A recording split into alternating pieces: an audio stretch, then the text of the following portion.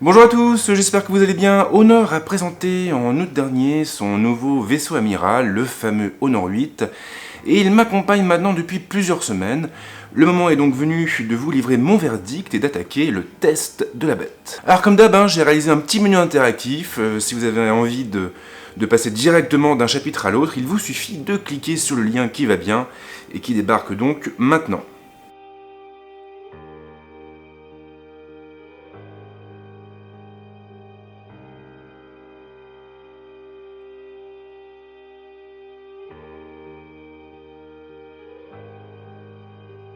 Alors histoire de démarrer du bon pied, on va commencer par rappeler brièvement les caractéristiques techniques de l'appareil. Le Honor 8 est équipé d'un écran de 5,2 pouces, un écran IPS qui est capable d'afficher une définition de type Full HD et donc du 1920 par 1080. Au niveau du processeur, Honor a choisi un Kirin 950 couplé à 4 Go de mémoire vive.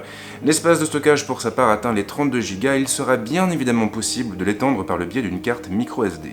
Le Honor 8 est plutôt bien loti sur la partie photo puisqu'il est équipé de deux capteurs de 12 millions de pixels chacun. Le premier est un capteur RGB standard et le second fait la part belle au monochrome. On verra un petit peu plus loin qu'ils sont capables de faire des miracles. A l'avant sinon, on a une caméra frontale de 8 millions de pixels, ce qui est largement suffisant pour prendre des selfies.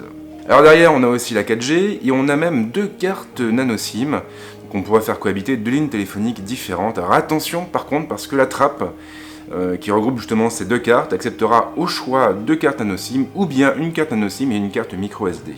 Sinon, on a le Wi-Fi 802.11 AC, le Bluetooth 4.2, le GPS et une batterie qui atteint une capacité de 3000 mAh, le tout avec un port USB type C.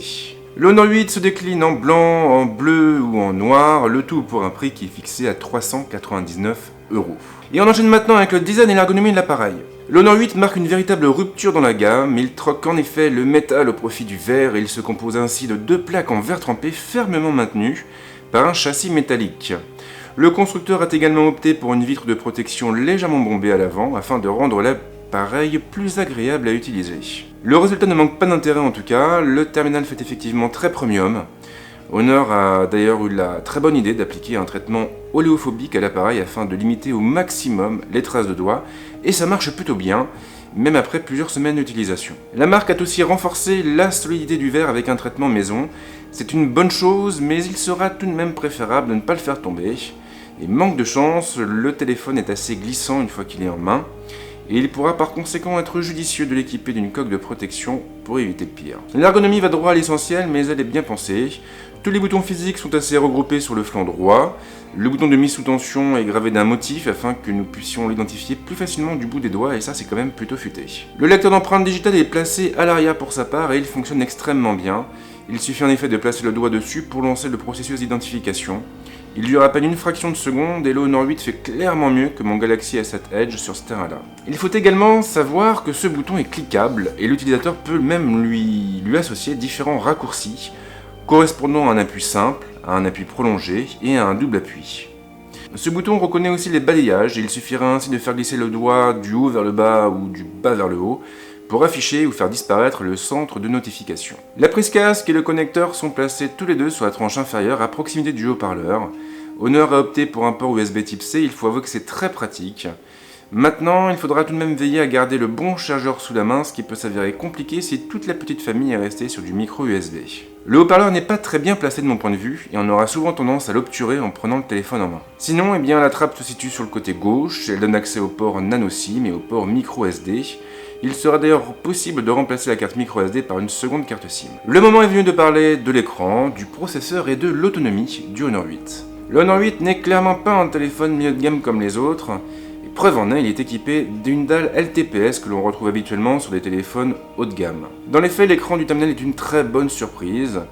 La luminosité est plus que correcte et les contrastes sont bons. Même en extérieur et en plein soleil, il offre de très bons résultats. C'est vraiment une bonne surprise et il en va de même pour les angles de vision. Comme indiqué précédemment, le Honor 8 intègre un Kirin 950. Il s'agit donc de la même puce que celle que l'on retrouve dans le Mate 8. Elle se compose de 4 cœurs Cortex A72 cadencés à 2,3 GHz et de 4 cœurs Cortex A53 cadencés à 1,8 GHz.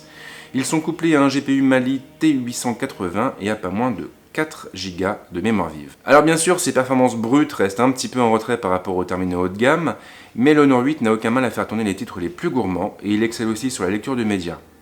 Je n'ai relevé aucun problème ni sur Netflix ni sur Plex durant ces quelques semaines de test. L'interface est fluide elle aussi, mais j'ai tout de même noté quelques ralentissements ponctuels au niveau du multitâche. Étrangement, le contrôle de la luminosité ambiante laisse aussi un petit peu à désirer. Il faut parfois attendre quelques secondes pour que le terminal modifie la luminosité de la dalle lorsqu'on passe d'un environnement sombre à un environnement très éclairé. Le moment est venu de parler de l'autonomie du terminal. Pour rappel, l'Honor 8 est équipé d'une batterie de 3000 mAh. Je m'attendais donc à ce qu'il assure sur ce terrain et ça a été le cas une fois la batterie rodée. Il n'aura ainsi aucun mal à tenir une journée avec une utilisation soutenue et on pourra facilement atteindre 1 jour et demi en faisant attention. Il m'est même arrivé à plusieurs reprises de franchir la barre des 2 jours. Mais là où le terminal est vraiment redoutable, c'est au niveau de la charge. Il n'a besoin que de quelques minutes pour reprendre des forces, il faut avouer que c'est très appréciable. Et ce, même s'il faudra impérativement utiliser le chargeur fourni pour profiter de la charge rapide de Honor. Les gens utilisent de plus en plus leur téléphone pour prendre des photos, et c'est précisément mon cas. Du coup, si vous me connaissez, vous savez que j'accorde la plus haute importance à cette dimension dans mes tests, et là, il faut bien l'avouer, le Honor 8 s'est avéré parfaitement redoutable.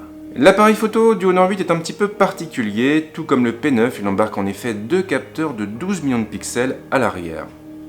Ils sont tous les deux produits par Sony, ce sont des IMX 286 et ils s'accompagnent de 2 optiques ouvrant un focal de 2.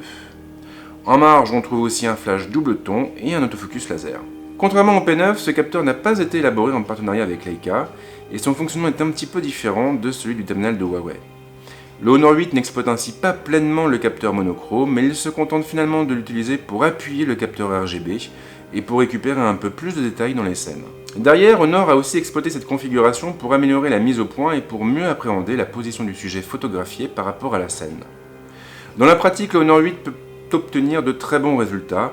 Le piqué est certes loin d'égaler celui du Galaxy S7, mais il reste très correct et la mise au point est tout simplement redoutable en extérieur. Elle a en revanche un petit peu plus de mal en intérieur et notamment en soirée. Mais là où le terminal excelle, c'est au niveau de son traitement logiciel. Le Honor 8 intègre effectivement plusieurs filtres créatifs, dont 3 qui mettent l'accent sur le monochrome. J'avais très peur de me retrouver avec des photos un petit peu kitsch en les utilisant, mais ce n'a pas été le cas, bien au contraire. Impact, par exemple, est extrêmement plaisant à utiliser, et il permet d'obtenir des photos avec un effet très intéressant, notamment sur les portraits et sur les photos d'architecture. Valence, Halo et Nostalgie ne sont pas mauvais non plus, et ils permettent même de donner un petit peu plus de cachet aux scènes photographiées. Le seul filtre qui ne m'a pas convaincu finalement c'est Aube, puisque ce dernier rajoute comme un espèce d'éclat lumineux dans le coin de l'image, et là pour le coup ce n'est pas vraiment naturel. Mais ce n'est pas tout, grâce à ces 2 capteurs, le Honor 8 est aussi capable de jouer avec la profondeur de champ, et il suffit ainsi de taper sur un bouton pour activer ce mode. Lorsque ce sera fait, il faudra taper sur le sujet de notre choix et régler le curseur pour définir l'ouverture avec un maximum à focale 0,95. Alors le truc, c'est que cet effet est géré par la partie logicielle et pas par l'optique. La nuance est importante car cela veut aussi dire que le résultat ne sera pas toujours parfait. En réalité, si vous descendez réellement à cette ouverture, alors les contours de votre sujet risquent de baver et l'effet sera totalement loupé. La meilleure des solutions consiste donc à rester autour de focale 1.8 ou de focale 2 afin de conserver un sujet net et un beau flou d'arrière-plan homogène. Alors bien sûr, ce qui est valable pour la photo l'est aussi pour la vidéo. Maintenant sur ce point, il y a aussi un autre critère à prendre en considération, à savoir la stabilisation. Elle est nettement moins bonne que celle du S7, c'est vrai, mais elle reste tout de même efficace dans la plupart des occasions. L'application pour sa part est à la fois complète et intuitive. Il suffit ainsi d'effectuer un balayage vers la gauche pour faire apparaître les différents modes de prise de vue.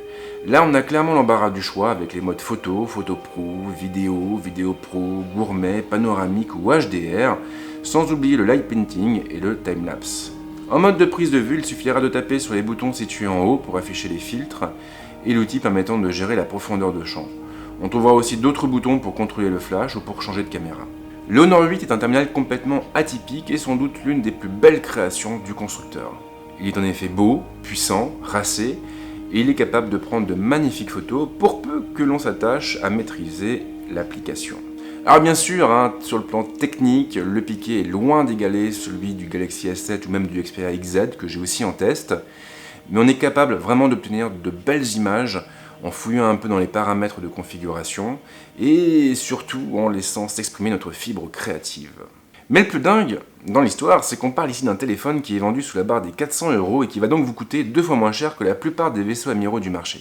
Moralité, si vous avez de grandes aspirations et un budget réduit, vous pouvez craquer pour le Honor 8 sans aucun problème, vous pouvez même foncer tête baissée, et c'est promis, vous ne le regretterez pas.